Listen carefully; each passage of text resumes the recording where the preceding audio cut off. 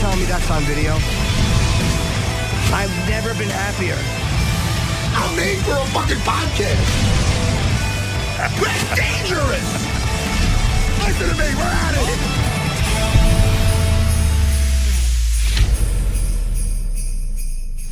it. Welcome to UFC Unfiltered. Today's a special episode airing on Christmas Day. And it's so funny. As I was talking, I was just reading a message from my old trainer who I used to date, who's telling me, I can see that you haven't been keeping up with your dieting. Are you okay?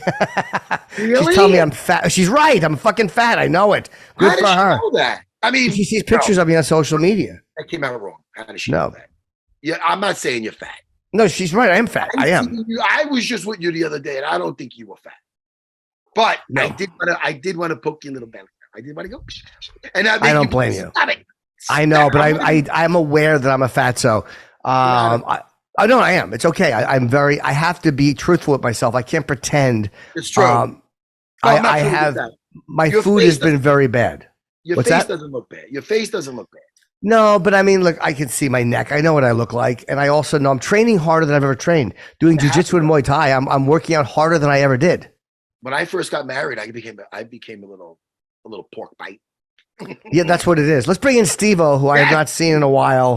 You're not a pork bite. I'm sorry. No, see, it's funny. On Jim and Sam, Steve-O was in one morning, but it was a day that I was flying to California, so I missed him. I'm happy to get a chance to talk to him. Get him in here, man. Yeah, bring in Steve-O, who's a real fight fan too, and who's just one of the most entertaining people ever. I mean, I've never met anyone who didn't like Steve-O.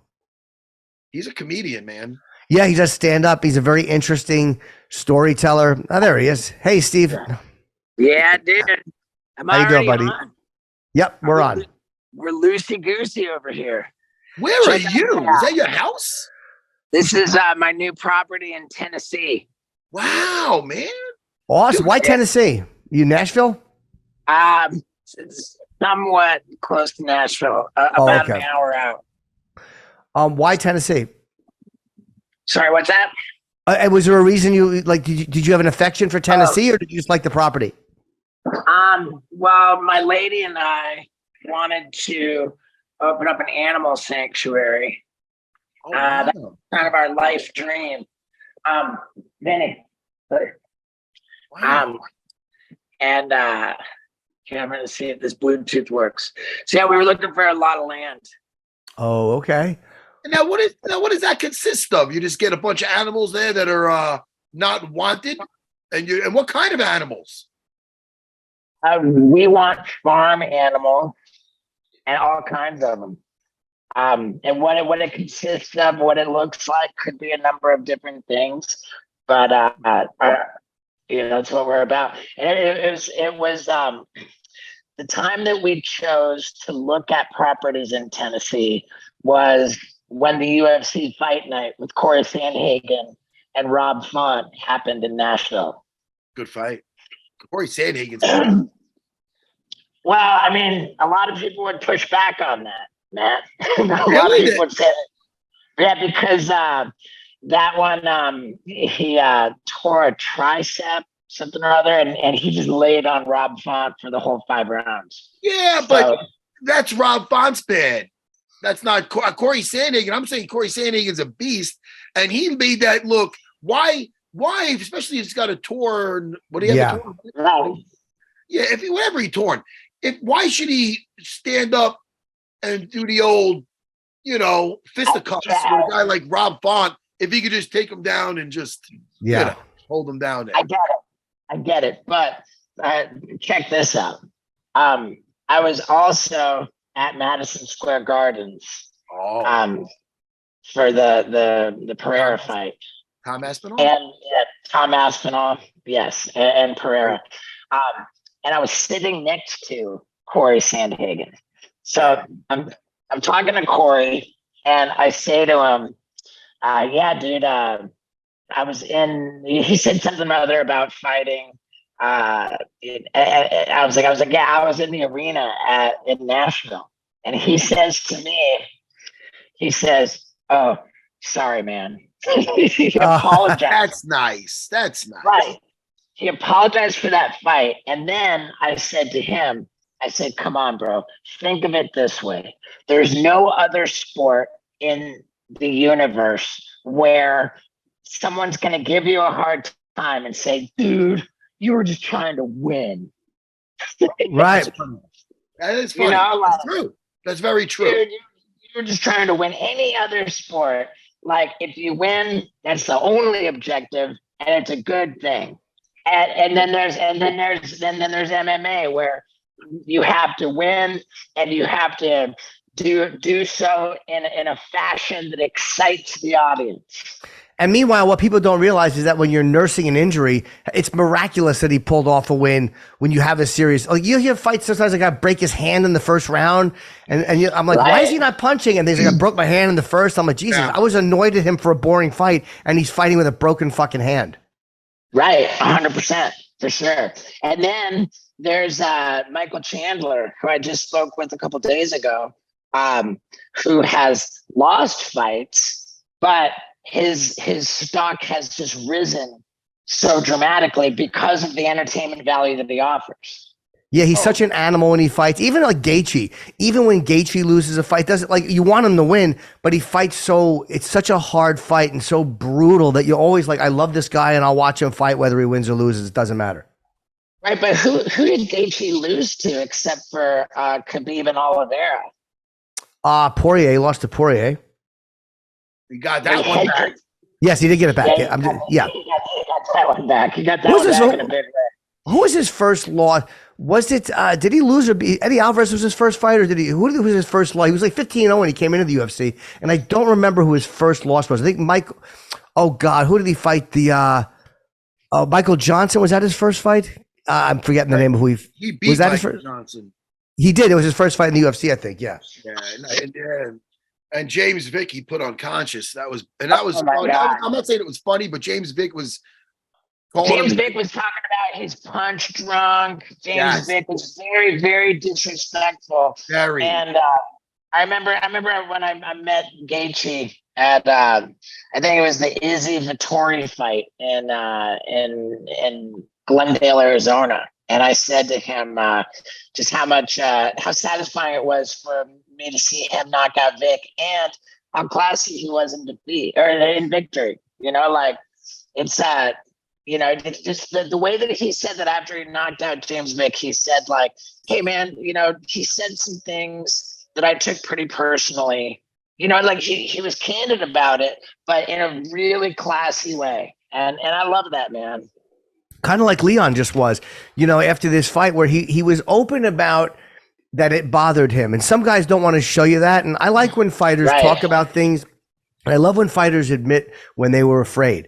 Because it's like you're not human if you're not afraid. And some guys are like, oh my God, I was fucking scared shitless. Or it makes you feel like, wow, all right. It connects you to them a little bit more because, I don't know, there's something very honest about it. Right. Yeah. I super agree. And I just think that the class and sportsmanship is it's for me it's very I don't know, I love it. I love it. And to hear Dana talk about how when Colby was saying those vile things, that the pay-per-view buys spiked by like 25%. Like it was like 100% like visible that these vile things being said were in real time translating to sales, like just demonstrating that trash talk absolutely sells fights. And part of me thinks that that's just kind of a shame a little bit. In a way, yeah. It's also, hey, look, he didn't say the same things, but Ali taunting Joe Frazier, calling him an Uncle Tom, or going to his camp saying he sucked, or what he would do to Sonny Liston. I mean, it made you want to watch him get his ass kicked, and hey, you have to pay the same whether you like the guy or hate him to watch the fight. Right. And speaking of which, I've very publicly maintained that that Colby Covington is among, if not my favorite, fighters. I maintained that I have always loved disliking.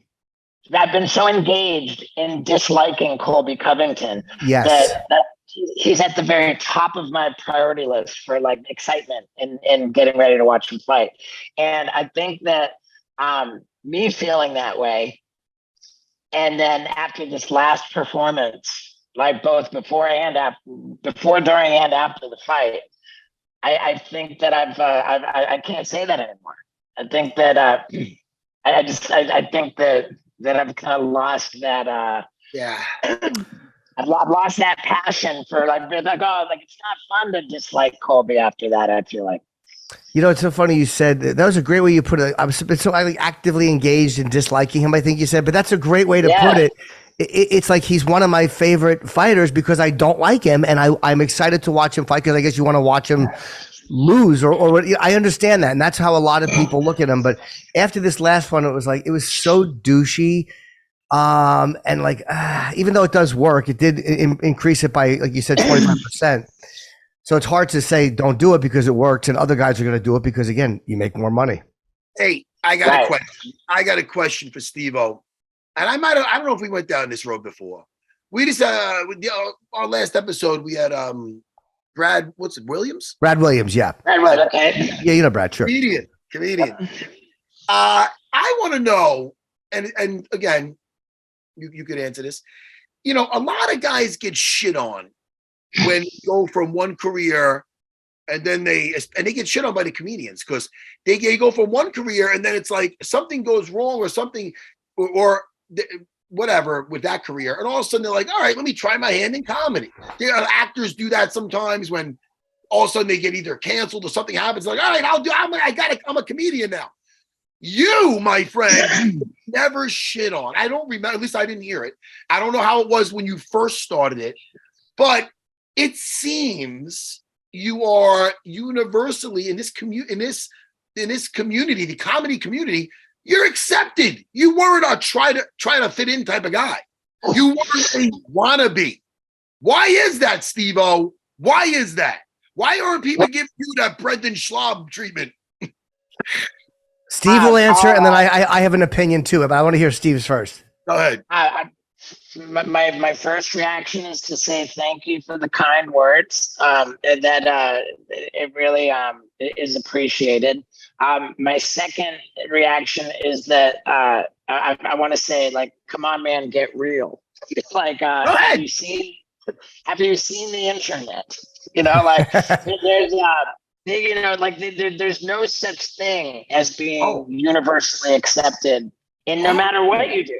No matter what you do. If you've got even the tiniest little profile, then you've got haters. That's just how it is, you know. And so there are absolutely examples of individuals who never did want to accept me in comedy. There are people who still to this day don't want to accept me in comedy, and that's never going to change. I think what has helped is that, number one, my approach to it has been authentic. You know, I think that it helped that I wasn't out there just trying to tell jokes about airplane peanuts. You know, like I was bringing what I'm known for and what I do, and taking advantage of my rich experience in life and making comedy of that. And then as it's evolved, I've taken it and made it a multimedia thing where I go out and I do the craziest stuff ever, make that into comedy, and then I do a show where after each bit I play the video of the bit I was talking about. So I've made it my own. And for all of my touring, I did comedy clubs for 11 years before I graduated to theaters. And the comedy world is basically like train tracks, and we're all just like following each other around the track. So when you get to every venue, you hear about every other comic that came before. And if you've got a bad reputation, everybody knows it. And if you've got a good reputation, everybody knows it. And I think that I did well by, you know, taking it seriously, being professional, putting on a good show. And I developed a good reputation, and that's helped. But yeah, still I got haters. Yeah, everyone will have haters. You can't avoid that. And there are some comics that consider themselves purists, but it's not. It's just another reason to complain about somebody else. The majority, I mean, every bit of it I've heard has been good about Steve, and it's because, like, the word you used was genuine, and that really, or authentic, and it felt like a natural extension of what you were doing before. Anyway, you were funny on the radio. You were always an entertaining guy. You were a naturally funny guy. It didn't seem crazy when I heard that you were doing stand up. It didn't seem like, why would he do, like, you're doing stuff that comedians are scared to do.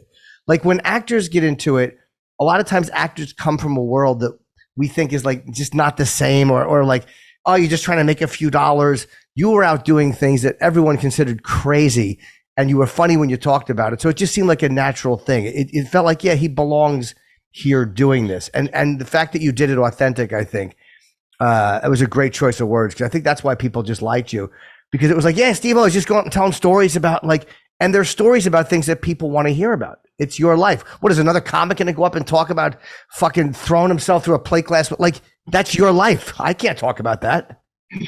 Yeah, well, thank you as well for the kind words. I think also that the people who describe themselves as purists and protective of the art, and they don't want outsiders coming in, it's not that they're purists. It's that they're operating with the mentality of scarcity.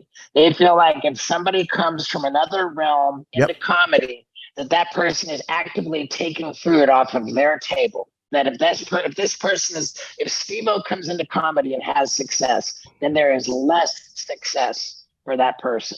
That's the mentality of scarcity. And then there's people like Rogan who have the mentality of abundance. You know, he's like, hey man, like Rogan told me, I wish my mailman did comedy because he's fucking funny. You know, like everybody, you know, and the thing about it is that everybody can just not worry about even having an opinion, because it is such a democratic thing. I mean, there's nothing more lonely than being on stage with a microphone if you are not delivering to that audience what they have come for. Like, if it's not working, then you are in a world of loneliness and hell, and you're just not going to last. You know? Yeah. I was going to say, when you first started out, before you got your footing, was there some nights when you're like, all right, I better go back to having somebody fucking, some sharks bite my thumb? Do you ever think about, I have to go back to doing some weird shit because this might not be for me? Because everybody bombs. I mean, I'm sure. Oh yeah. And I bombed in utterly spectacular fashion. I mean, I'll walk you through it like super cliff notes. My first time performing in a comedy club was 2006. So approaching 20 years ago. I wasn't supposed to do stand-up. I like, somebody asked me to go to the comedy club and do one of my stunts on stage. And I was all messed up on drugs and alcohol. And I said, yeah, sure. And I showed up, I was all messed up on drugs and alcohol. And when I walked into the comedy club, I had no game plan. And I looked at the stage, I looked at what was going on, and I thought, man, the craziest stunt that I could do would be to get on that stage and not do a stunt, but try to make people laugh talking. And it was just like, oh, I could just feel the fear of it. And I was like, I got to do that. That's the crazy stunt. And so I waited for my turn to get on stage. And I came up with one joke. They brought me on stage, and I got on. I said, hey, everybody, I'm in the mood for a blowjob. Does anybody want one? And, the crowd laughed. I got a little laugh. Like, the overall feeling was that they were excited to see me. They were rooting for me because they just wanted to have a good time. Yeah. And that was like, and I told my one joke, and maybe I bullshitted for a couple minutes. I got the fuck off, and it was a favorable experience. And then I before I left that night, I scheduled my return. I was like, man, I'm an attention whore, man. I was soaking it up. I was like, oh, dude, and before I came back, I wrote up like jokes. I wrote up like a 10-minute set. I performed that when I came back, and it went reasonably well. I videotaped it, put it on YouTube, and I was like, that's it for that material. And then I came back a third time thinking I was just a natural and that I was just good at it. And I got on stage without material prepared. And that's when I found out how lonely it is to not deliver. And it traumatized me. Hey, Steve-O, I know people seeing you get injured and do all this stuff. I just recently watched a clip of you where you almost died. Let me remind you what this was, because you just put this out the other day. It was at Old Dirty Bastards tribute, and you. Oh, let me tell you something. Know what I like about it? You don't even try to be extra, like saying, "Listen, I was brave during this." You're like, "Hey, man, I was shitting my pants." Could you please just let us know exactly what I'm talking about? Let the audience know, please. What I'm talking about. For sure. I was I had a relationship with Method Man from we worked together on my show Wild Boys. I had been the Wu-Tang Clan, yeah. Method Man from the Wu-Tang Clan. I had been just a huge fan of Old Dirty Bastard, and 2006. Old Dirty. I think it was 2000, like late 2004 when ODB passed, and 2006 there was a big. It was called Rock the Bells, this huge festival, and the Wu-Tang Clan was headlining it, and it was like all day, like just the biggest acts, Cypress Hill, and all this great stuff. And I was there all day just getting drunk, and I just learned this trick where, like, I had two tricks. I could do the standing backflip, and I had this other trick where I would get naked and flop my junk back and forth, and then jump up in the air and catch it in a mangina position. And then I combined the two tricks into one, where with the mangina, then I would do a backflip the whole time and land my backflip with the mangina. And so I was excited about it. And I'm like, they're going to do this Old Dirty Bastard tribute, like a tribute to his memory. Yeah. And I'm like, and I see Method Man and RZA backstage, and I'm like, yeah, like I want to get on stage, like as a tribute to ODB. I'm gonna get dirty naked. I'm gonna flip my giant. I'm gonna like. And so they bring me on stage, and with the whole Wu-Tang Clan, Old Dirty Bastard's mom, the whole thing, and I just strip naked and flip my junk around and do a backflip naked, and nobody could even believe it. And then, it was just like, what is this guy doing? And then, like, they start playing Dirty Song, and everybody's saying, but about like maybe a half a song after this, like the Wu-Tang member Raekwon just stopped everything, stopped me, grabbed me by the neck and dragged me to the front of the stage. And he said, I did not appreciate that, and you're going to apologize, or I'm going to jail for knocking you out. And this and there was nothing tough about me in that moment. It's like, I was like, I'm sorry. It's like, it was a notable thing. And, it's one of many examples in my life when I got it wrong, Sure. And I think that the world is entirely too full of people who are just wrong and won't admit it, and can I just say though, you didn't have bad intentions. You meant you're trying to be funny. Yeah. You watched the clip, you could tell. Yeah. But I used to fight in the cage. I was nervous for you. I was like, oh my, when he was like, he had him by the back of his neck. He's like, get over here. He's like, and where's his mama? Apologize to his mom. I'm like, holy fuck, he's not getting out of here. He's not getting out. What did she say? How did she accept your apology? Was she okay with it? She wasn't.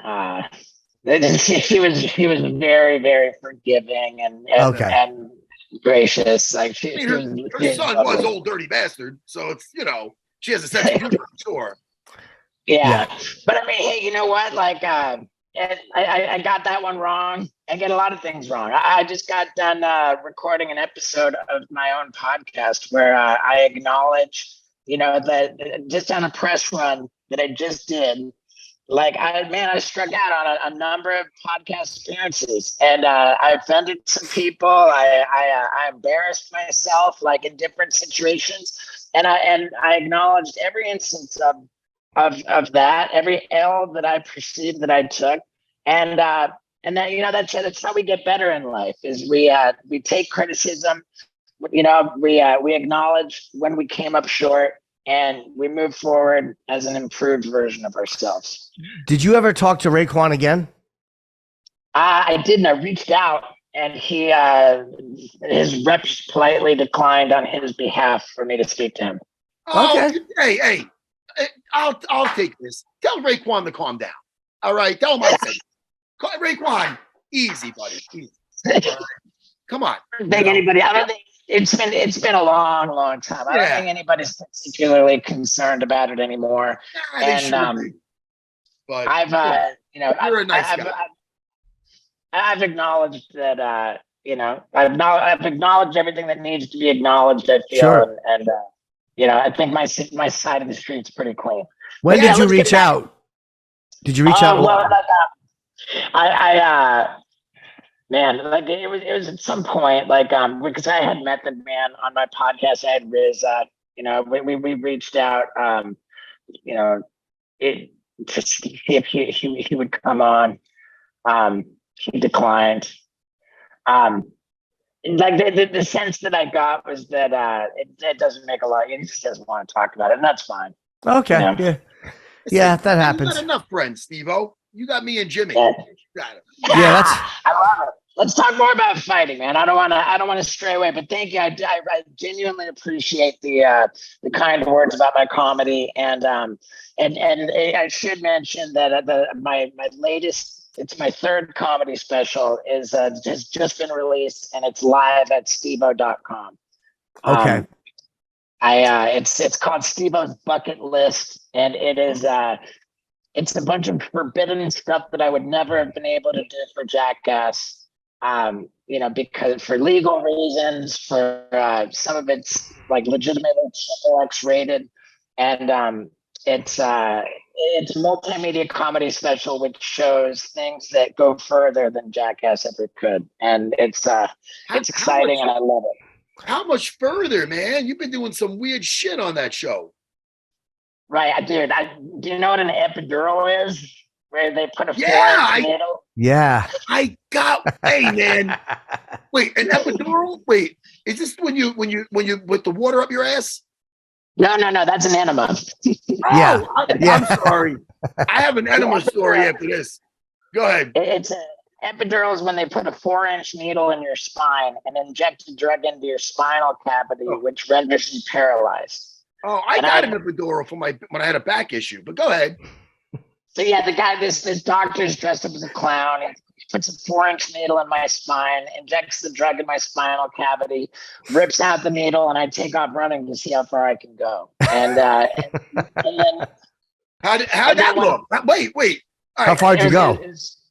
I went further. I ran out of space. I had to turn around and come back. and then all of a sudden your legs go? Yeah. Then I collapsed. And then my buddies started doing experiments to determine the level to which I'm actually paralyzed. And it absolutely goes further than Jackass ever did.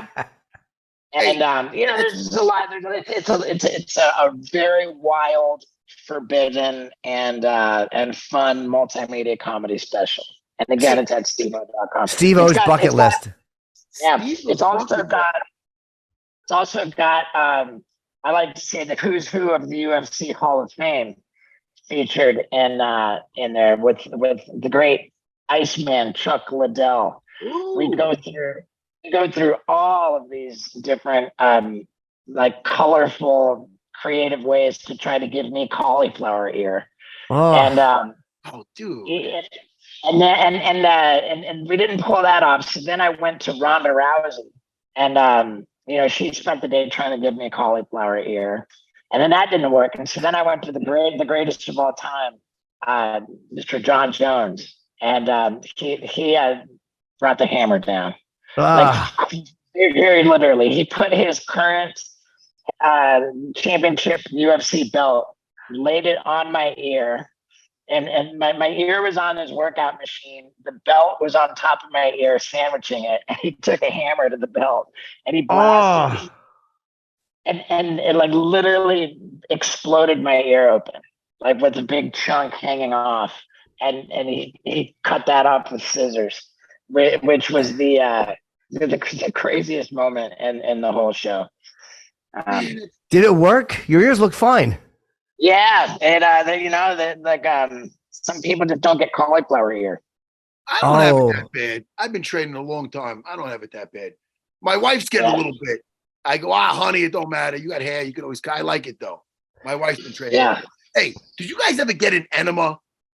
I have, yes, sure. Jimmy just gets it for pleasure. I sure do. If I'm a bad boy, I get one. Yeah. Hey, when I was fighting at 155, when I was fighting at 155, I had trouble getting down to that weight because I'm kind of big boned, even though for a short man. So they said there's always been that thing. Well, you have how many pounds of meat sitting in you, and if you get an enema, you could. So I go, hey, dude, if I got like 5 or 6 pounds of the fucking pork in my belly or something, I will love to flush that shit out if I can make weight easier. So I went to one of these things, and dude, that's it. It sounds like what you got was called colonic hydrotherapy, which is another level. It's another level past enema. This doctor, I don't know where he went to school, but he looked kind of like a mad scientist. There was this thing, and they're showing me with they put this tube. I do it myself, where they hand it to you and you actually insert it in your ass, right? Now, I told him, I go, Doc, he started to turn it, these knobs, and he's showing me this big contraption, and he goes, all right. He goes, you're going to feel some pressure, and then you just have to just like relax. So I'm relaxed. I go, I'm feeling like I'm going to have to like do a number 2. He goes, well, that you could do it right like there. Like it comes out. That's what dude, all I know is it's like in one of those movies when the nuclear power plants go, dude, I started having, it was like a dam out my ass when it started to say, oh, Doc, abort mission. He took it out. I had to put a towel around me and duck walk to the bathroom where I exploded. So then, dude, I basically took shit on the fucking bed. I'm in the office after. I'm dying. I'm trying not to laugh because it's fucking hysterical. So they charged me like I don't know how much it was. So I basically paid to take a shit on this. I didn't do dude. It just gave me a fucking. I just shit all over the place. I didn't lose any weight. And I called Longo dying in the car afterwards. Longo had to pull over. He had to pull over. He was driving. I was crying. I go, dude, I took a shit on the bed. But anyway, those enemas, they're awesome. They are awesome. I mean, did you cut weight with it? I mean, I had a nice movement all over this guy's fucking. I don't think they'd ever let me back in that place. Right. I mean, I think that let's talk about ways of cutting weight. I asked Michael Chandler, like 16 ounces is a pound. Yeah. A pint is 16 ounces. So presumably, if you take out a pint of blood, that's a whole pound towards making weight. Of course, that's going to deplete you. It's not going to help you. But then if you put it back in, now that's illegal. But you talk about blood doping or something. What are you talking about, Steve? You're gonna get USADA might be gone, Steve-O, but I don't think I agree with these fucking weird methods you're talking about here. Okay, but how about you hit the fucking sauna? How about you do that? Okay, but work with me hypothetically, okay? I'm not condoning cheating on any level, but just hypothetically as a function of curiosity.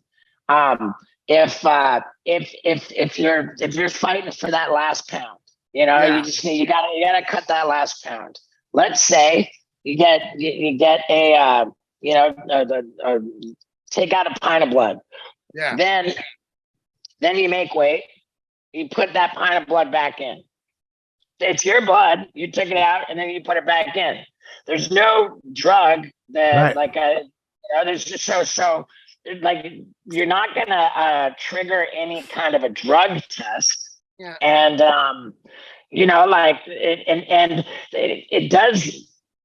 Michael Chandler explained this very well. He said that when the you take out the blood and it's got like all of the nutrients or whatever in it, and then you work out really hard, your body creates more of those things, and then when you put the blood in, you have like hyper elevated everything. So maybe it would trigger up because it does do something. Yeah. Yeah, it sounds fucking wacky.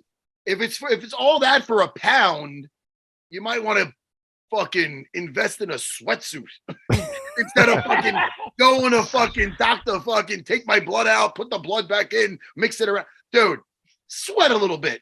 I don't know. It sounds a little bit out there, but well, hey, I mean, it's interesting, and I think that we have answered the question that your levels would trigger something. You would get caught. Yes. Yeah.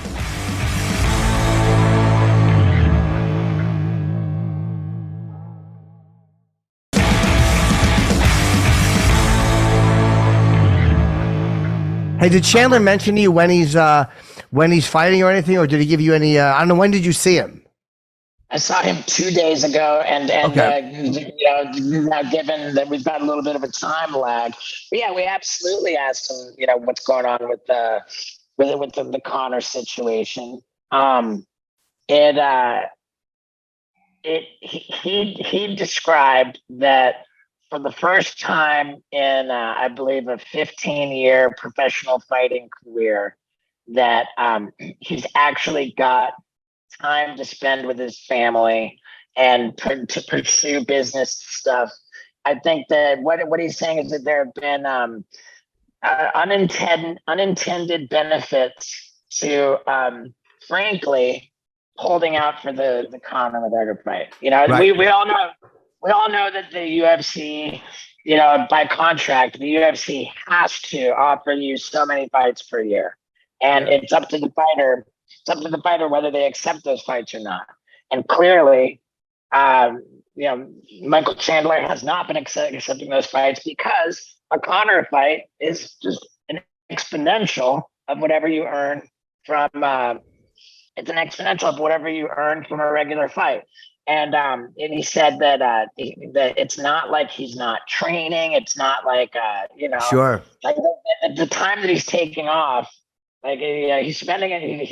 He's staying in shape, and it's worth it to him to get the fight. But he also acknowledges that if he's Conor, he doesn't want to fight Michael. Conor doesn't want to fight Michael Chandler. I think that's a tough fight for Conor. And when they signed on to do to coach against the Ultimate Fighter, I was surprised because that's a tough fight for Conor because he's such a squat, fucking great ground fighter. I was surprised he took that fight. And he hasn't obviously yet. Right. And I mean, Michael had said that it's built into their Ultimate Fighter contracts that it's supposed to be a fight. So I don't know if there's some kind of a breach involved if Conor doesn't fight Michael Chandler. But Michael Chandler gets it, that an 8DS3 is Tony Ferguson, and I think that we can all agree that the Tony Ferguson Conor fight is not it. That's No. Conor an 8DS3. Yeah, that would be compelling. I'd rather see Conor Gaethje. I think Conor would be at 170 at this point, but that's the fight I've always wanted is Conor Gaethje. I don't see it happening at this point, but I mean that's a fight I would love to see. I like That's those every bit. That's it. It's the exact same problem as the Chandler fight. It's like you want to be in the frying pan or the fire. Yeah, it's a tough fight too, of course. But as a fan, that's kind of the one I've wanted to see. The thing is, Conor likes the spotlight. He likes to be out there. But with all the money he has, to step back. But look at his training footage. He's back to. He lost all the weight. He's training like he's in the USADA pool, right? Well, he was, yeah. That. The USADA is no longer. Right. Understood. Hey, Let me ask you about a couple fights that we got coming up already set. UFC 297, Sean Strickland versus Dracus Duplessis. Duplessis, Yeah. What do you think of that? I like that Sean Strickland, man.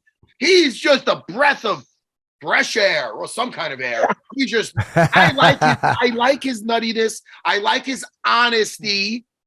I think he's a success story from where he came from. And sure, I like it. I like the honesty with this gentleman.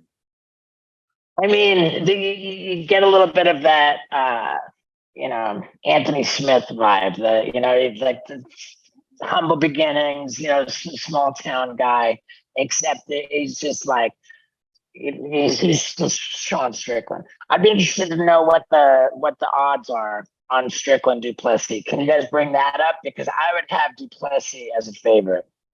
I don't know. I'm looking at Duplessis. Obviously, he's beaten Whitaker, Brunson, Darren Till, Tavares. He's beaten some really good fighters.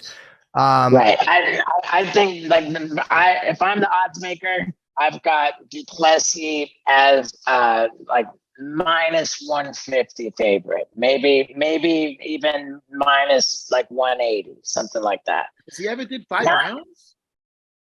Strickland's the favorite. Yeah. Strickland is minus 135 favorite. Okay, my money's on Duplessis, and I'll tell you why. The way that Cannonier blew through Strickland, the way that Pereira flatlined Strickland, and he's got all the fundamentals. He's fundamental. I just don't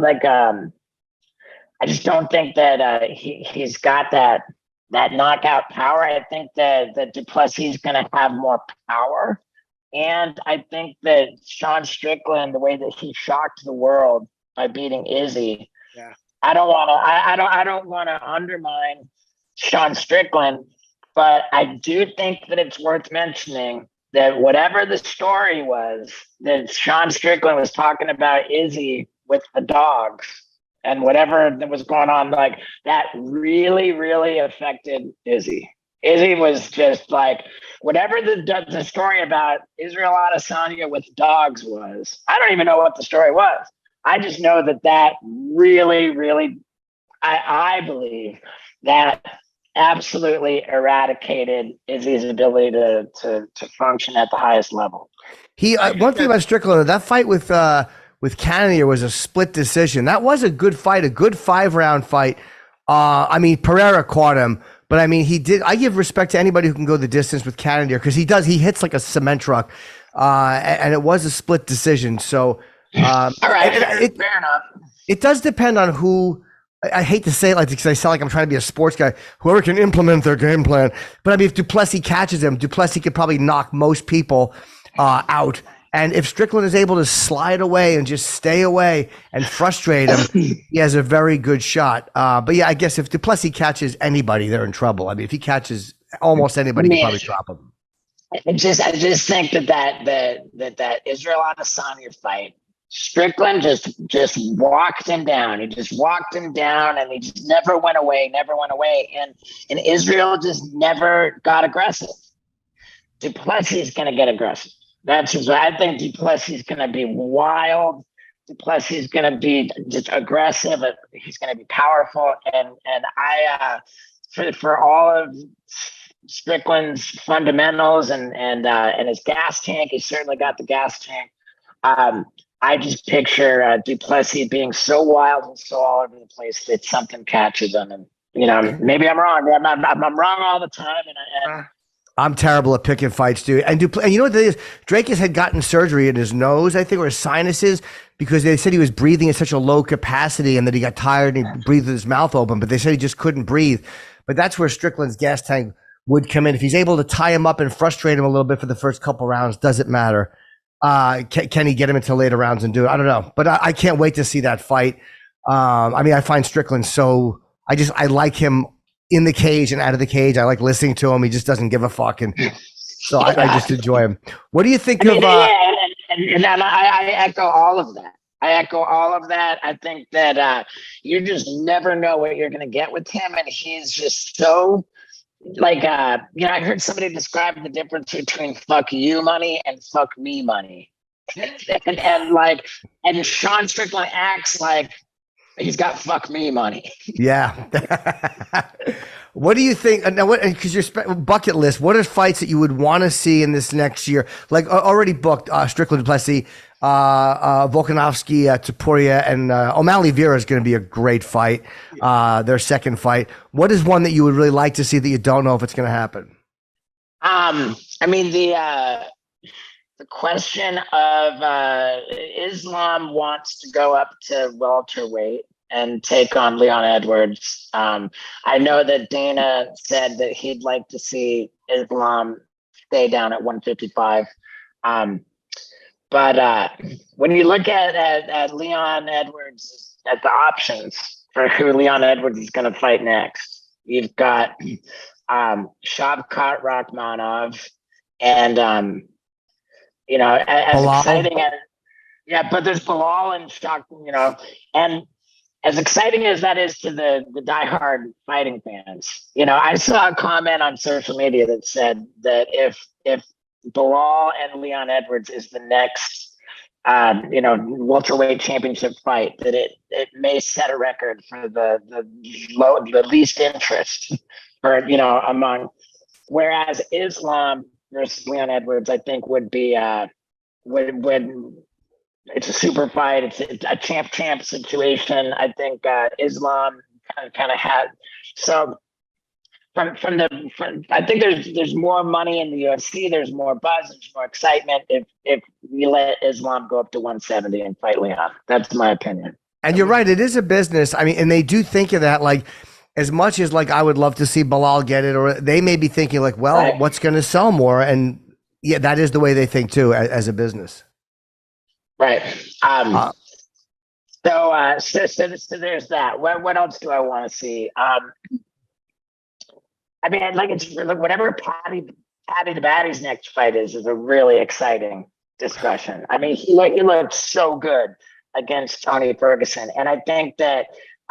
We've seen a great deal of improvement in Patty the Batty. Number one, he's not putting on all that pudge in between camps. Like he seems to really be taking his career seriously in a way that he didn't before. Like it was a big joke to him. Like, look at me. Like I had him on my podcast. I've had Patty the Batty on in between camps, and we literally stopped off and bought a fucking scale.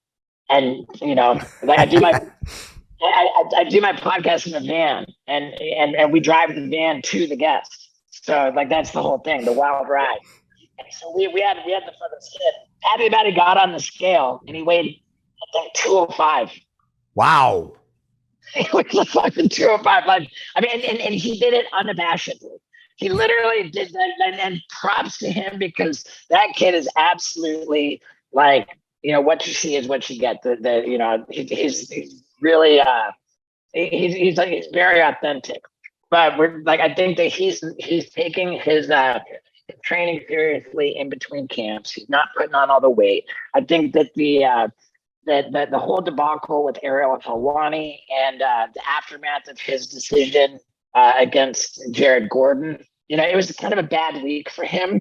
Yeah. And I think that was Patty the Batty going through the attendant growing pains that come with like becoming a star. Yeah. I don't think you can become a star without having some kind of growing pains, because all of a sudden you're bestowed with the power and prestige, influence, and it's hard not to take advantage of that. And I think that Patty very publicly stumbled a little bit with his growing pains. Sure. And I think he came out the other end of that with visible humility. I think that he grew from that. So I think I see Patty as a better fighter, a healthier fighter, and a better person.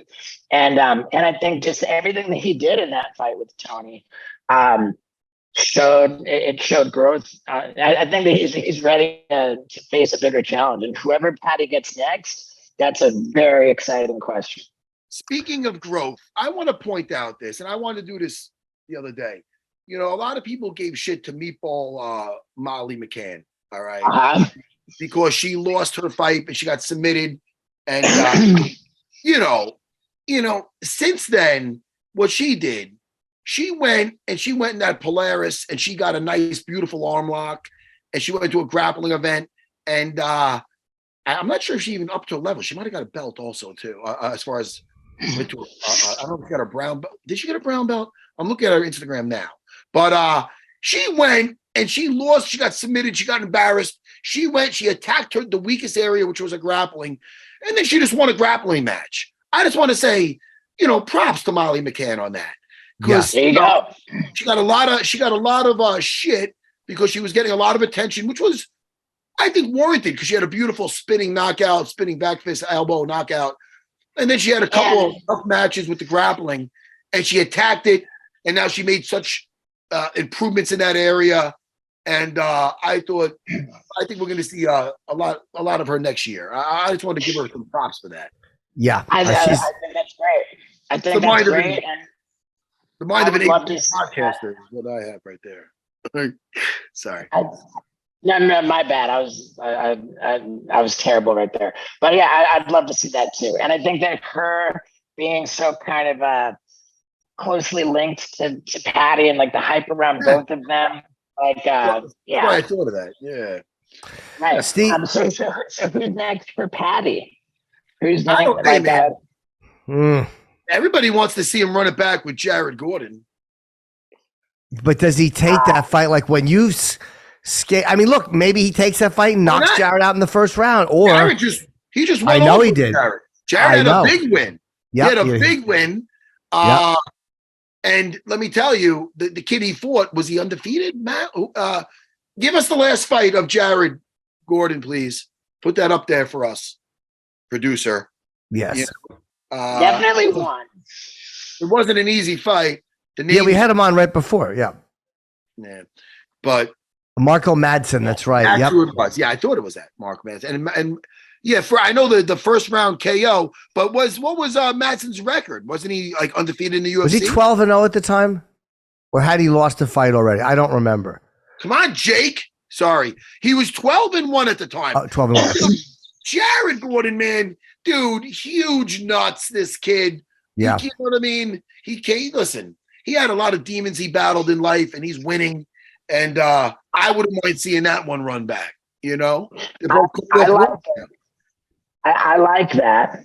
And like I'm a recovery guy too. So Jared Gordon being a clean and sober guy, like I think that the entire world is in agreement that he got robbed on that decision. Like nobody, I don't think anybody thinks that Patty won that fight, and I would even include Patty in that. I think if we're honest, so there's that. I think that the justice, that the right thing would be to see Jared Gordon run that back with Patty. But there's justice, and then there's business. And I respect Jared Gordon. I just wonder if there's better fights, and especially when you've got the business Patty the Batty. Do you want how about this? Who's been hot is Bobby Green. Now Bobby Green didn't he just Bobby Green just lost. He's got it to Jalen Turner. That was a bad knockout. The ref on short notice. I take that back. And he kept getting beaten up for 30 seconds while he was unconscious. Oh, God. That could shorten your career right there. Yeah, that was a terrible stoppage. Not your career. Bobby Green cannot fight in 2024. That knockout was that bad. So take a year off? You tell him to take a year off after that? His brain needs a year, I think. Maybe at least a few months. Yeah. Steve, everything that Bryce Mitchell was saying, thank you for not hitting me again. Thank you for not hitting me again. He's awesome. And I'll tell you that Josh Emmett, he was such a classy guy too. Wasn't there one more before we end this? Wasn't there one more knockout that fight where the fighter backed off to? Who did anybody? Khalil Roundtree. Hey, Khalil Anthony Smith. Yeah, I love when fighters. Again, sometimes you don't know you're in the heat of it, but once in a while, he knows, and he just wants to fucking punch him again. And I like when they don't. Like Masvidal when he went to go hit after that 5-second knockout knee, and then he went to hit him again. And then he said it was super necessary. It was not necessary. I agree with that. Like we see it all too often. Punches that don't need to be thrown when fighters are out. Yeah, and sometimes you're in the heat. Unless, of course, it's Colby Covington. Then fucking they stop him. I'm sorry. I don't. Yeah, I'm not even gonna back that. Steve, don't back that. You'd be bad if you back that. But I'll back that. I'll like to curb stomp him. American History X. I'm sorry, guys. Merry. Your special is on stevo.com. I love you, man. I think you're one of the most entertaining people ever. You do things that I would never dream of doing, and you're funny on stage. So congratulations, man. I'm always happy to see you do well. Yes. I appreciate you both. It's an honor to be able to be back on with you guys. I love the UFC more than is healthy. I'm nuts. I'm nuts for it. And anytime you guys reach out, I'm all over it, man. I can't wait to talk to you guys again. Have a great holiday, buddy. Thanks for coming on, and you're always a pleasure. Hey, for sure. Merry Christmas, everybody. And all right. Take care, Steve. Bye. Take care, Steve-O. And Matt, that does it for us. Steve is great. I could talk to him for 3 hours. He's an amazing guest. Yes, Jimmy, and thanks for having me over your house. I can't wait till that episode comes out. It was a delight, yes, and they're going to do more of them, so hopefully we'll get called for another one, and I'll be skinnier. Jimmy, have a phenomenal holiday. You too, and thank you to Very Steve. Merry and happy, Jimmy. Yes, take care, buddy. And if you want to check out what I'm doing, go to jimnorton.com for my dates if you want to see what I'm doing. If not, I understand. Goodbye. Bye, everyone. See you, Matt. You're the best, Jimmy.